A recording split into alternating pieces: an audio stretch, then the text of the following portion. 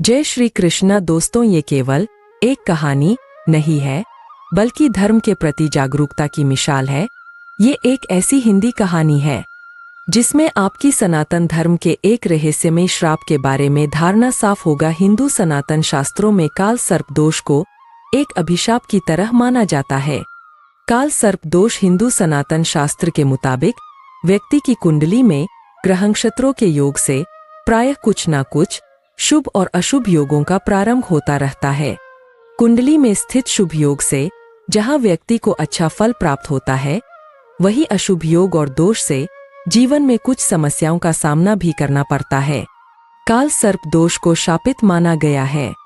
दरअसल हिंदू सनातन शास्त्र के जानकारों का कहना है कि काल सर्प दोष के अशुभ प्रभाव से शारीरिक, मानसिक और आर्थिक परेशानियों का सामना करना पड़ता है। लेकिन फिर भी कुछ लोग अपने तुच्छ ज्ञान की वजह से शास्त्रों में लिखी चेतावनियों को भी नजरअंदाज करके अपने जीवन का सर्वनाश कर बैठते हैं। ऐसी ही कहानी इंजीनियर लड़के विजय की है। विजय आधुनिक शिक्षा ग्रहण कर चुका था और अब उसे तलाश थी एक अच्छी नौकरी की। विजय पढ़ाई में बहुत होनहार छात्र था, इसलिए उसे अपने ऊपर पूरा भरोसा था कि उसे एक अच्छी नौकरी जरूर मिल जाएगी। अब परीक्षा खत्म होते ही विजय अपने पहले साक्षात्कार के लिए खूब तैयारियां करता है। विजय अच्छी तरह जानता है कि अगर उसने यह नौकरी प्राप्त कर ली तो वह सफलता की पहली सीढ़ी चढ़ जाएगा। विजय साक्षात्कार के लिए अपना बायोडाटा लेकर निकल जाता है। रास्ते में अचानक उसे एक तेजस्वी बाबा मिलते हैं। वह उसे रोक लेते हैं और अपने पास बुलाते हैं और उसके मस्तिष्क को देखकर कहते हैं, तेरा काल सर्प दोष प्रारंभ हो चुका है, सावधान रहना बेटे, और चले जाते हैं।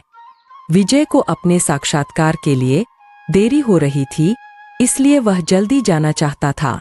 और वैसे भी विजय को इस तरह की बातों पर कोई भरोसा नहीं। विजय कंपनी के रिसेप्शन में पहुंचकर साक्षात्कार की प्रक्रिया पता करता है।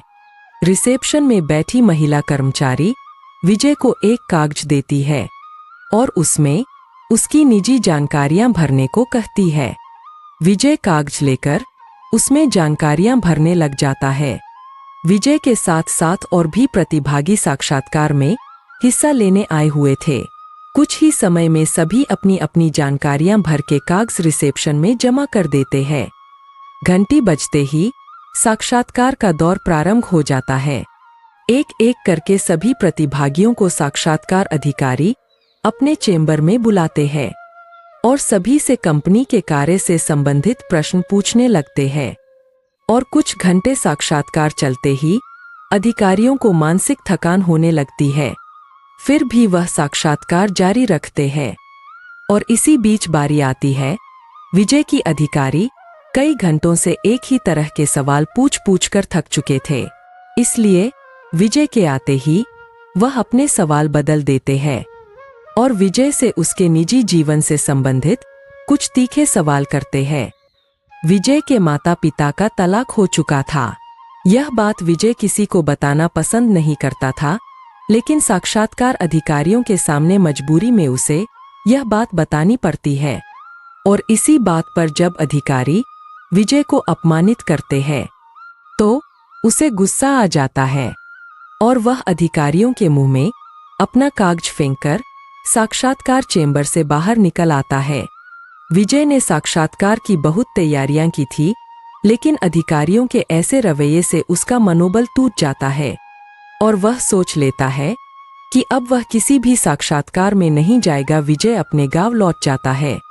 उसके पिता ने उसकी मां का साथ पहले ही छोड़ दिया था, लेकिन उसकी मां गांव में अकेले रह रही थी। विजय गांव पहुंचता है और कुछ ही पल में उसकी मां समझ जाती है कि उनका बेटा दुखी है। वह अपनी मां से बिना कुछ कहे घर के अंदर चला जाता है। कुछ दिनों बाद विजय का मानसिक तनाव बढ़ने लगता है। विजय को अकेला रहने की आदत पड़ जाती है। देखते देखते 1 साल गुजर जाता है। विजय अपने कॉलेज के सभी दोस्तों से बात करना बंद कर चुका। विजय की हालात बदतर होते देख उसकी मां को चिंता होने लगती है। वह उसे मनोवैज्ञानिक ज्योतिष आचार्य के पास ले जाती है।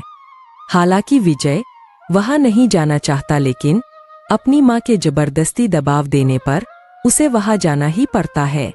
ज्योतिषाचार्य विजय की कुंडली देखते ही अपनी आंखें बड़ी कर लेते हैं और कहते हैं, बेटा तुम्हारी कुंडली में तो अद्भुत कालसर्प दोष है। अपने माँ की भक्ति की वजह से तुम अब तक जिंदा हो, क्योंकि तुम्हारे जीवन में काल की दस्तक हो चुकी है और वह तुम्हारा भविष्य खाने के लिए तैयार है। विजय को इन सब बातों में कोई रुचि नहीं होती। वह अपनी माँ से कहता है, माँ ये मुझे कहाँ ले आई हो, मुझे इस ढोंगी की बकवास बातें नहीं सुनना, और वह वहां से उठकर चला जाता है। विजय के ऊपर काल सर्प दोष का काला साया मंडरा रहा था, जिससे उसके जीवन में संकटों का पहाड़ टूटने वाला था, लेकिन वह अपनी जिद में अपना जीवन बर्बाद करने पर तुला हुआ था। विजय के जाने के बाद उसकी माँ ज्योतिषाचार्य से विजय का काल सर्प दोष समाप्त करने का उपाय पूछती है। ज्योतिषाचार्य शास्त्रों के पारंगत पुरोहित होते हैं, इसलिए वह विजय का काल सर्प दोष उतारने की पूजा विधि प्रारंभ कर देते हैं।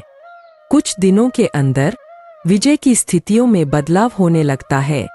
उसे उसके मन का एक व्यापार बहुत कम निवेश में सुएता है। वह अपना काम जमा लेता है और धीरे धीरे उसका दिमाग स्थिर होने लगता है। विजय के काल सर्प दोष हट चुका था और विजय सफलता की ऊंचाइयों में बढ़ने लगता है। वह आज भी शास्त्रों पर विश्वास नहीं करता था, लेकिन भगवान ने उसे अभयदान दे दिया था। विजय की नास्तिकता के साथ ही यह कहानी समाप्त हो जाती है। दोस्तों, आपको यह कहानी कैसी लगी कृपया कमेंट करके जरूर बताएं। वीडियो पसंद आया हो तो लाइक करें और ऐसी ही और भी बहुत सारी कहानियों को सुनने के लिए चैनल को सब्सक्राइब जरूर करें। धन्यवाद।